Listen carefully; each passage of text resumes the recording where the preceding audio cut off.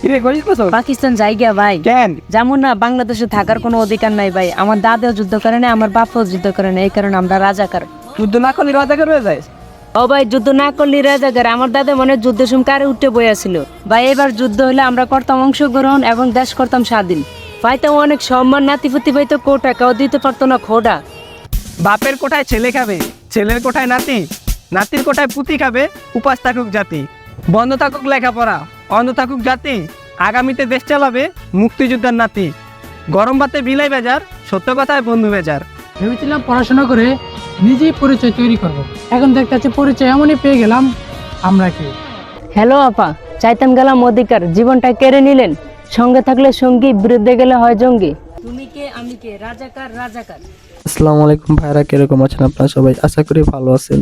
তো ইতিমধ্যে দেখতে পাচ্ছেন কোটা নিয়ে অনেকই আন্দোলন চলছে। তো এই আন্দোলন নিয়ে আমরা একটা ছোটোখাটো ভিডিও বানিয়ে ফেলছি।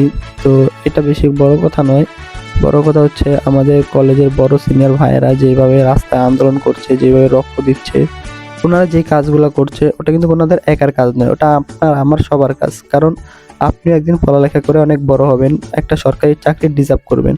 তো ওই চাকরিটা যদি আপনি না পান তাহলে এত কষ্ট করে পড়ালেখা করে কী লাভ হয়েছে?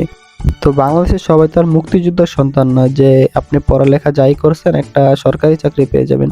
আমরা সাধারণ পাবলিক যারা আছি তারাও তো ডিজার্ভ করি যে আমরা একটা সরকারি চাকরি করব, আমাদের একটা নাম কামাবো। কিন্তু আমরা নাম কামাতে গিয়ে এরকমই নাম কামিয়ে ফেলছি, এখন নাকি আমরা রাজাকার। তো যাই হচ্ছে, আমরা সত্যের পথে চলবো, সবসময় একত্র হয়ে চলার চেষ্টা করব। তো আজকের মতো বিদায় নিচ্ছি, সবাই ভালো থাকবেন, আল্লাহ হাফেজ।